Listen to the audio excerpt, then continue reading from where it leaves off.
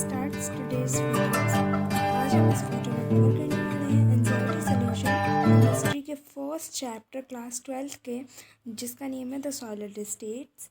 और इसमें हम कवर करेंगे फर्स्ट टू 26 क्वेश्चन तक। जितने भी हमारे क्वेश्चंस आंसर्स हैं वो सब हम इस वीडियो में कवर करेंगे। So let get starts from the first question, that is, define the term amorphous. Give a few examples of amorphous solids.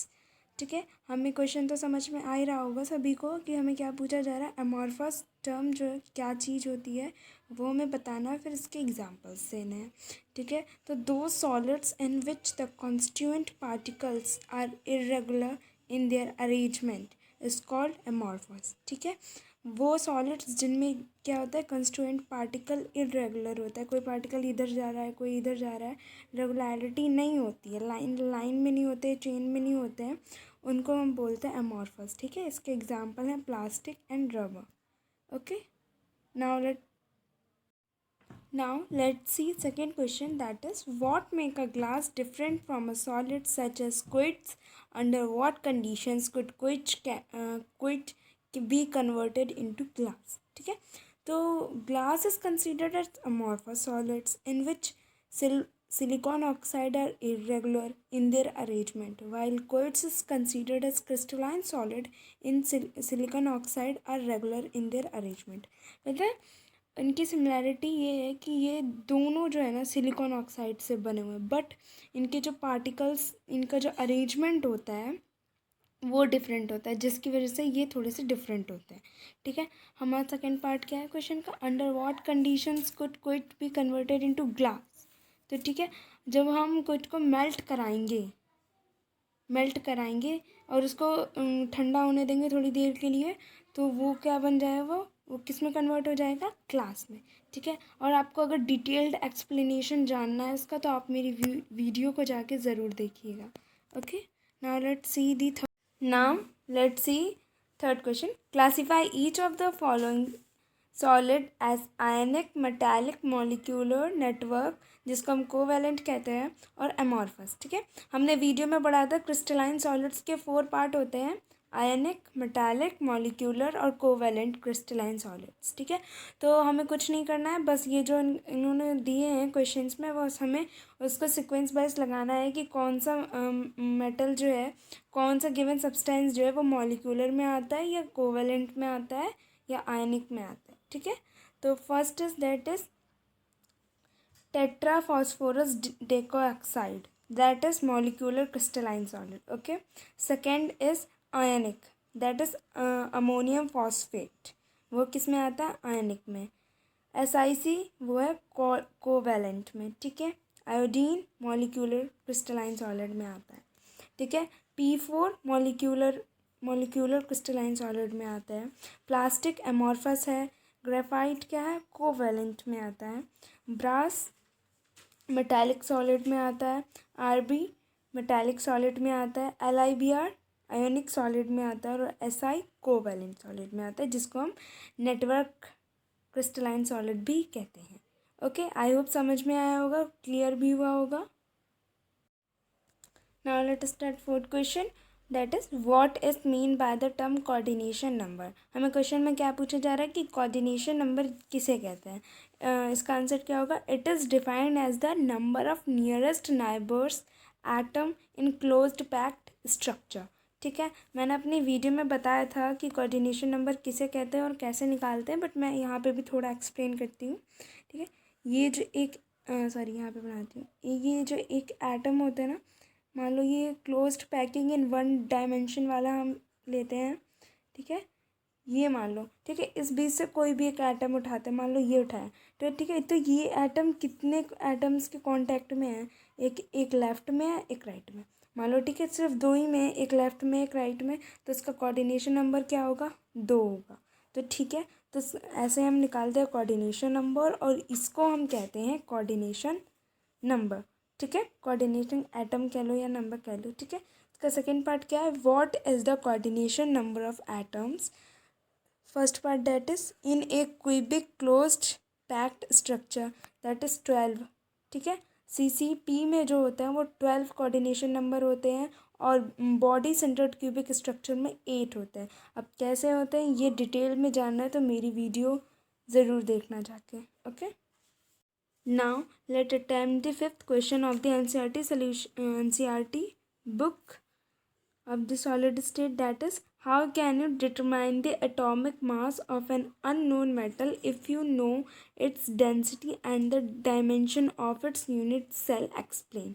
मतलब कि हमें क्या पता करना है, किसी भी एक मतलब हमें एक अननोन मेटल दिया हुआ है और हमें उसका एटॉमिक मास पता करना है, ठीक है। मास पता करना है और हमें क्या क्या गिवन है, हमें डेंसिटी पता है and the dimension of its unit cell पता है। तो ठीक है, तो अगर आपने मेरी वीडियो देखी होगी तो मैंने उसमें बताया था, हमने एक फॉर्मूला लिया था जो क्या था, डेंसिटी ऑफ ए, जिसमें हमें डेंसिटी का एक फॉर्मूला लिया था, density of a unit cell, जो क्या था, density equals to Z into M upon N into a cube, जिसमें Z क्या था, नंबर ऑफ एटम्स, M क्या था, मोलर मास, और हमें क्या पता करना है, atomic mass that is equals to molar mass, ठीक है। सेम बात होती है। तो यहाँ पे मतलब हमें M पता करना है और हमें सब कुछ गिवन है। तो ठीक है, N क्या था, एवोगैड्रो नंबर, A क्या था, H लेंथ, ठीक है। तो हमें क्या करेंगे, बस इस ये जो डेंसिटी है इसकी जगह हम N चेंज कर देंगे, इनकी पोजीशन जो इंटरचेंज कर देंगे, तो हमें पूरा अपना जो फार्मूला को रीराइट करेंगे तो हमें बस जो एटॉमिक मास है किसी भी अननोन मेटल का वो पता चल जाएगा, ठीक है। आई होप क्लियर ये हुआ। Now let's talk about the sixth question of the NCERT, that is stability of a crystal is reflected in the magnitude of its melting point commit, ठीक है। मतलब हमें ये जो ये स्टेटमेंट दिया है इसके ऊपर हमें अपने व्यूज़ क्या हैं या फिर ये सही है गलत है वो बताना है। तो क्या है इसका answer, stability of A crystal depends on the magnitude of force of attraction between the constituent particles, greater attraction force, greater the stability, and the melting point is high. Okay, now let the second part of this question is, collect melting points of solid water, ethyl alcohol, diethyl ether and methane from a data book. What can you say about the intermolecular force between these molecules? तो हमें पता है कि अगर intermolecular force क्या होता है, दो पार्टिकल्स के बीच का जो एक दूसरे का फोर्स होता है, फोर्स ऑफ अट्रैक्शन, उसको बोलते हैं। तो हमें कॉमन सी बात है, हमने वीडियो में पता भी किया था, ठीक है, कि जो क्या होता है कि अगर किसी जो गिवन सब्सटेंस में अगर दो पार्टिकल्स के बीच में अट्रैक्शन ऑफ फोर्स ज़्यादा है, फोर्स ऑफ अट्रैक्शन ज़्यादा है, तो उनका मेल्टिंग पॉइंट हाई होगा क्योंकि वो बहुत स्ट्रांग होंगे। अगर फोर्स ऑफ अट्रैक्शन कम है तो हमारा क्या, मेल्टिंग पॉइंट भी कम होगा। तो हमें क्वेश्चन में क्या दिया हुआ है कि इसमें कुछ इन्होंने एग्जांपल्स दिए हैं, कुछ हमें वो दिए हैं सॉलिड्स, मतलब मेटल्स के नेम दिया, और हमें पता करना है कि इनका जो मेल्टिंग पॉइंट है वो ज़्यादा है, मतलब कि ऐसे से इंक्रीजिंग ऑर्डर में है, तो ऐसा क्यों है, ठीक है, वो हमें पता करना है। तो हमें देखो, वाटर का कितना होता है, 273.15 केल्विन, इथाइल अल्कोहल का इतना होता है, और डाईथाइल ईथर का इतना होता है, मीथेन का इतना होता है, ठीक है। वाटर और इथाइल अल्कोहल का आपने देखा होगा कि ये जो मेल्टिंग पॉइंट है ये ज़्यादा है, क्यों, क्योंकि इसमें हाइड्रोजन बॉन्ड है, हाइड्रोजन बॉन्डिंग होती है, तो वो उसमें फोर्स ऑफ अट्रैक्शन बहुत स्ट्रांग होता है, वो बहुत हार्ड भी होता है, ठीक है। पर डाइल इथाइल और मीथेन का मेल्टिंग पॉइंट लो है इन दोनों से, क्यों है, क्योंकि इसमें जो है लंडन फोर्स है, ठीक है, इसमें मॉलिक्यूल वो हाइड्रोजन बॉन्ड नहीं है, लंडन फोर्स है, ठीक है। और हमें पढ़ा था, आपको याद होगा, आपने मेरी वीडियो देखी होगी तो आपको पता होगा, क्रिस्टलाइन सॉलिड्स के जब हमने 4 क्लासिफिकेशन पढ़े थे उसमें मॉलिक्यूलर सॉलिड का जो फर्स्ट क्लासिफिकेशन था non polar molecular crystalline solid का, तो उसमें हमने पढ़ा था कि लंडन फोर्स किसे कहते हैं और उसकी वजह से क्या इफ़ेक्ट पड़ता है सब्सटेंस के ऊपर, फोर्स ऑफ अट्रैक्शन कैसा होता है, ठीक है। आई होप सिक्स्थ क्वेश्चन आपको क्लियर हुआ हो। Now let attempt the eighth question of the NCERT book, that is, how many lattice point are there in one unit cell of each of the following lattices? First, face centred cubic, then second is face centered triangular, then third is body centred. हमें question में क्या पूछा जा रहा है, how many lattice point are there, ठीक है, इन one unit cell. एक यूनिट सेल में लेटिक्स पॉइंट्स जो है वो कितने होते हैं वो हमें बताना है, ठीक है। तो मैंने अपनी वीडियो में मतलब line by line fully explain किया था आपको कि लैटिक्स किसे कहते हैं और कैसे फाइंड करते हैं, ठीक है। यहाँ पे तो फिर मैं सिर्फ जितना क्वेश्चन है उतना ही एक्सप्लेन करूँगी, बाकी अगर आपको डिटेल में समझना है तो मेरी वीडियो ज़रूर देखना जाके। Then first is face centred cubic, ठीक है। हमें पता है कि एक क्यूब के निकालने के लिए हमें क्या करना पड़ता है, 1/8 इंटू 8 करना पड़ता है, ठीक है। और फेस सेंटर्ड क्या होता है कि मतलब हर, आप देख रहे होगे पिक में, मतलब हर फेस मतलब कि क्यूब के हर कॉर्नर पे तो होता है, बट हर फेस पे भी एक एक एटम होता है। मतलब फेस सेंटर्ड किसे कहते हैं, ठीक है। ये जो क्यूब दिया ना, इसके कॉर्नर पे तो है एटम्स, बट हर एक फेस पे भी एटम लगा हुआ है, उसे कहते हैं फेस सेंटर्ड। और इसे कैसे कैलकुलेट करते हैं, वन के लिए निकालने के लिए किसे कहते हैं, 1/8 इंटू 8 प्लस हाफ इंटू, क्योंकि आधा एटम अंदर है आधा एटम बाहर है, ठीक है। और कितने फेजेस होते हैं, 6 होते हैं, तो हाफ इंटू 6 विच गिव्स 1 + 3 = 4। इसमें 4 होगा, ठीक है। फेस सेंटर्ड सेकेंड पार्ट जो है वो उसमें भी 4 होगा, ठीक है। थर्ड वाले में 2 होगा, क्योंकि बाकी सब में तो क्या है, हर एक कॉर्नर पे एक एक है, बट बीच में एक है, तो बीच वाला जोड़ेंगे और ये वाला तो हो जाएगा 2। ओके, मुझे लगता है कि समझ में आया होगा आपको। नहीं आया है तो आप एक बार मेरी वीडियो जाके ज़रूर देखना या फिर मुझे comment. Now let's attempt the 9th question of the NCERT textbook, that is explain. Okay, first part, the basic of similarities and differences between metallic and ionic crystals. Second क्या, ionic solids are hard and brittle. Okay हाँ, तो हमें question में क्या पूछा जा रहा है कि जो सिमिलैरिटीज़ हैं और जो डिफरेंसेस हैं मेटालिक और आयनिक क्रिस्टल्स में, वो हमें लिखने हैं, ठीक है। और जो आयनिक सॉलिड्स हैं वो हार्ड तो होते हैं एंड ब्रिटल भी होते हैं। अब भाई हमें तो पता ही, जो हार्ड चीज़ है वो टूटती नहीं आसानी से, बट आयनिक सॉलिड्स है हार्ड एंड ब्रिटल, वाई, ठीक है। हमें ये चीज़ एक्सप्लेन करनी है। और फिर फर्स्ट पार्ट में हमें क्या करना है, सिमिलैरिटीज़ एंड डिफरेंसेस बताने हैं, किसके बीच में, मेटालिक और आयनिक सॉलिड्स के बीच में। तो सिमिलैरिटीज़ देखते हैं हम। Both having electrostatic force of attraction, दोनों के पास फोर्स होता है। सेकेंड क्या है, both case bond is non directional, किसी भी डायरेक्शन में होता है, डायरेक्शन स्पेसिफाई नहीं होती है, ठीक है। ये तो होगी सिमिलैरिटीज़ की बात। अब डिफरेंसेस क्या होते हैं, differences, ionic bond are stronger well metallic bond is stronger और वीक, ठीक है। आयनिक बॉन्ड कभी भी वीक नहीं होता है, ठीक है, हमेशा स्ट्रॉन्ग रहता है, but metallic bond is strong और वीक। मेटेलिक बॉन्ड क्या होता है, स्ट्रॉन्ग भी हो जाता है वीक भी हो जाता है। वीक का फॉर एग्जांपल NaCl, जो नमक होता है, नाइफ से काट सकते हैं, ठीक है, इसका एक एक्सेप्शन है, ठीक है। दूसरा क्या है, आयनिक solid does not conduct electricity in solid state while metallic solid can conduct.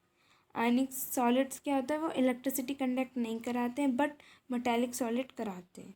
ये होगी हमारे डिफरेंसेस की बात। Now let's come to second part of the question, that is ionic solid hard and brittle क्यों होते हैं, ठीक है।